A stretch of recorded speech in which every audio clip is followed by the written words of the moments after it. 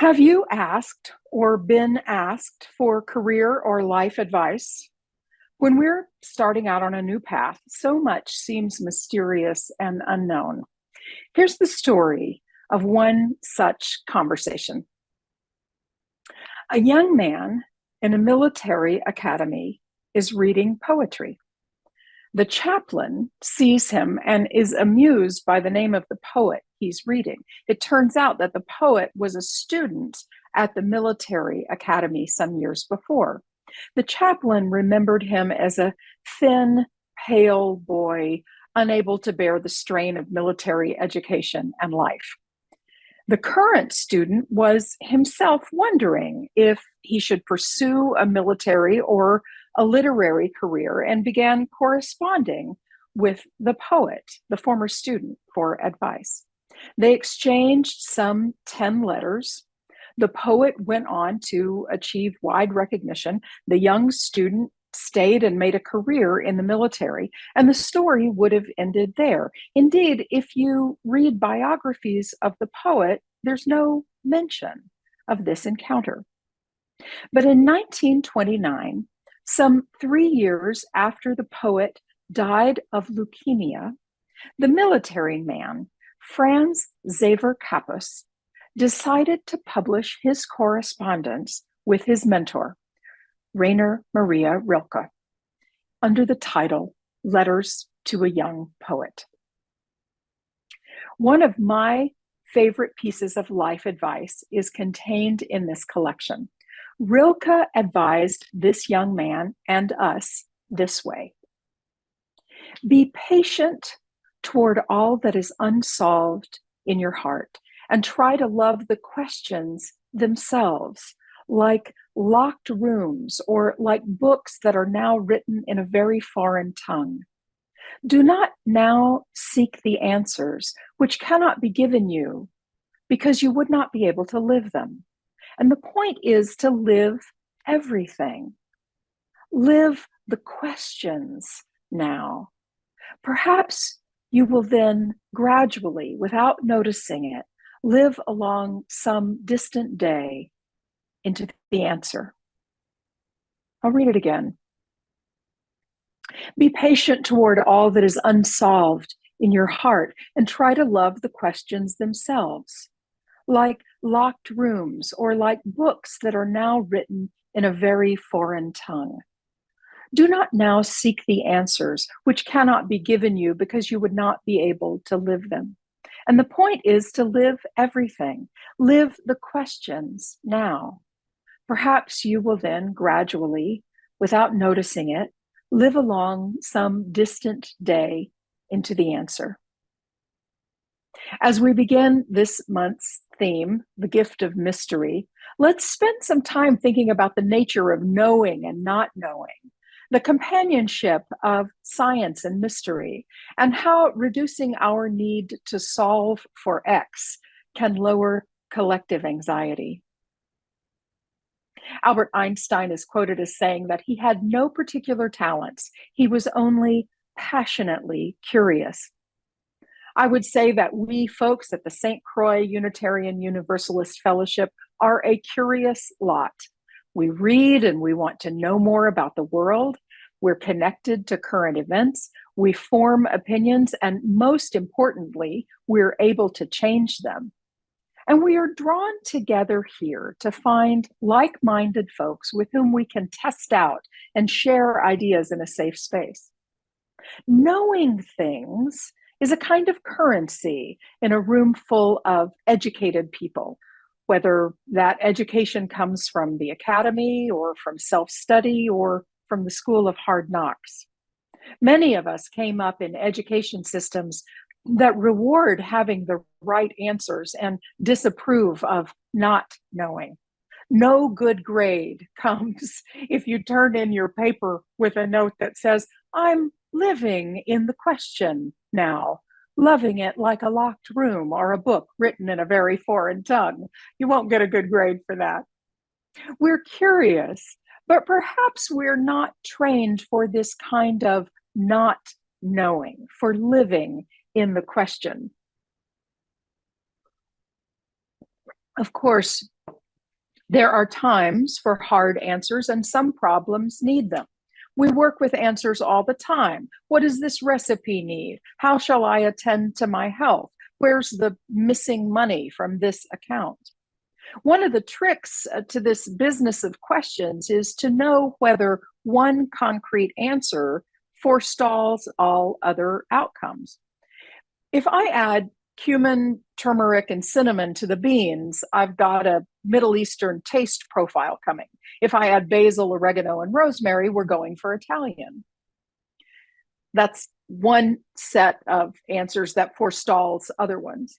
What's damaging about limitations is when we land on an interpretation and it becomes calcified in our minds, and we are unable to entertain other possibilities.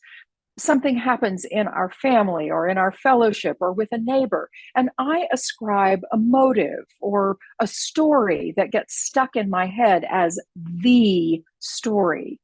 I'm no longer curious about the event. I've got the answer. There's another kind of knowing and not yet knowing and living in the questions that may challenge us as people that are both believers in the scientific method and those who seek a deeper spiritual experience. I continue to challenge my own naive belief that there is what is known and what is not yet known, and that mystery is just that which we do not yet know, which presupposes that the entirety of existence, of reality, is in fact knowable. Is it, though? Many of us are come outers from other religions, and for some, the supernatural aspects of those more traditional religions are hard to square with our reality-based minds. Mystery is one of those religious words that obscures reality, that says we don't need to look behind the curtain, that we can't possibly understand the nature of life. But I don't know, I think that's too simple. And my assumption that it's either science or religion slash spirituality forestalls all other interpretations.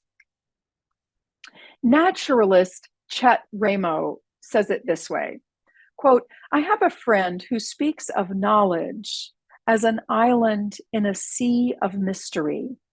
Let this then be the ground of my faith.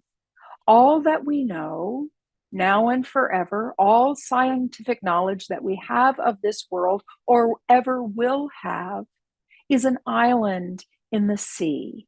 Still, the mystery surrounds us." Close quote.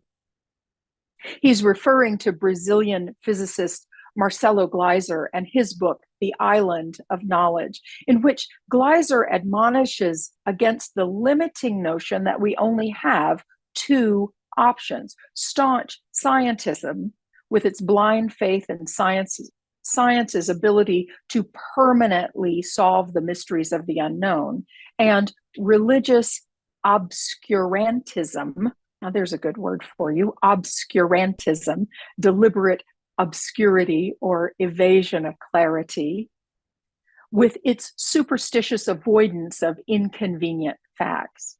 Instead, he offers a third approach, quote, based on how an understanding of the way we probe reality, an understanding of the way we probe reality, can be a source of endless inspiration without the need for setting final goals or promises of eternal truths, close quote.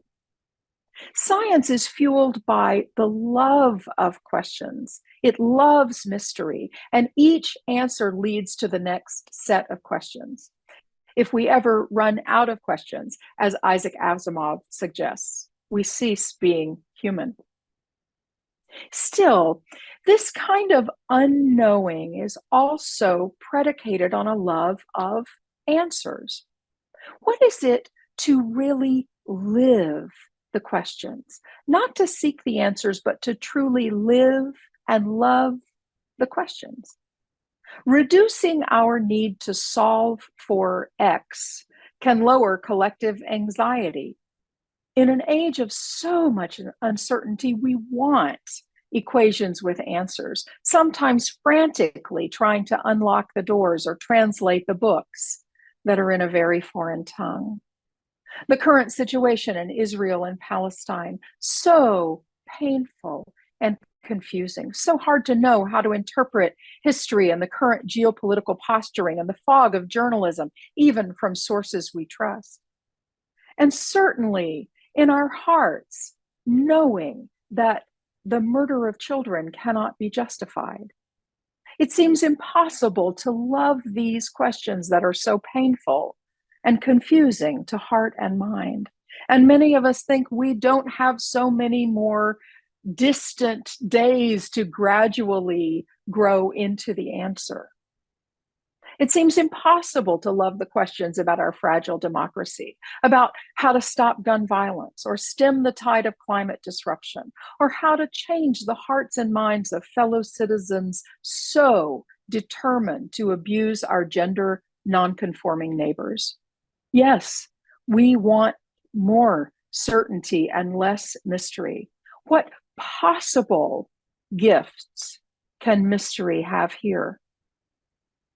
I suggest that by lowering our demand for answers, for certainty, for equations that we can solve, by leaning into the unknowing, we may, just may, be able to open ourselves to deeper feeling, to allowing our hearts to be completely broken open.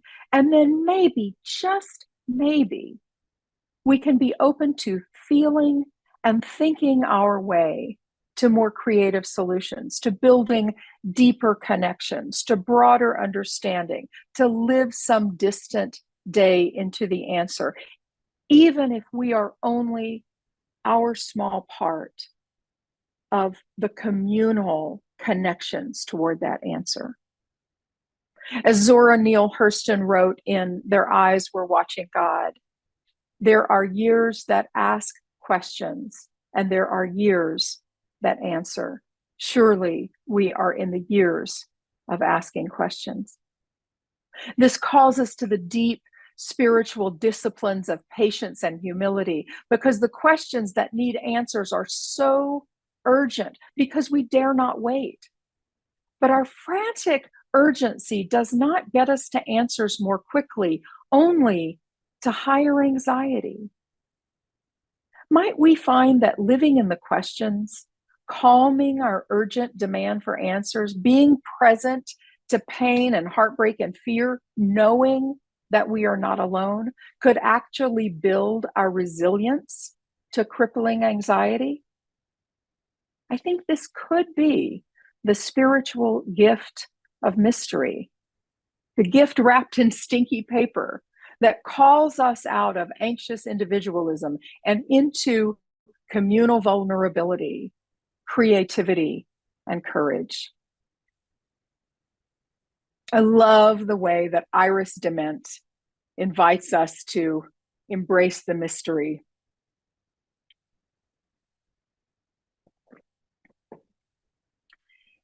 Everybody is wondering what and where they all came from. Everybody is worrying about where they're gonna go when the whole thing's done. But no one knows for certain, and so it's all the same to me. I think I'll just let the mystery be. I've just started my third and final month of this lovely sabbatical, and your generosity in allowing me this time away from most congregational duties is so much appreciated. Rest and renewal, reading and watching movies, cooking and spending time with family and friends have all reset my inner clock. And I've been working on two projects that I'm eager to share more about. One is my doctoral work on leadership. I hope I've gained some skills that I'll share with the steering committee and other SCOOF teams. And I've completed my practicum for the arts and spirituality practice I've been working on for the past 2 years. To this end, and to bring us back to the questions of cultivating vulnerability, creativity, and courage in the face of uncertainty, I'll be starting a monthly online session called Creating Space, an art and spirituality practice, on the third Saturday of each month from 7:30 to 9 a.m. No artistic skill is required. Watch upcoming newsletters for more information about this. And of course, I will see you again in person on January 7th, 2024. Perhaps some distant day we will live into some answers to the troubling questions of our time, of our personal lives, or not. Perhaps we will learn to love the questions, or not. Perhaps someone will ask us for advice and we can greet their questions with a passion for the mystery rather than anxiety that we get the right answer. I don't know. Ha! How freeing it is to say that. I don't know. Here are the words of Canadian writer Heather Plett. You are the ones who are living wholeheartedly and courageously. You are the ones who reach past the known to hold what is liminal, nebulous, and layered with complexity. Whenever you do this hard and holy work, whenever you show up with your hands trembling and your heart fluttering, may you know that you are not alone and that you have what you need for this moment. May you remember that we are woven together, and may you trust that you can lean into the container that mystery and community hold out to you. Blessed be. Amen. And may it be so.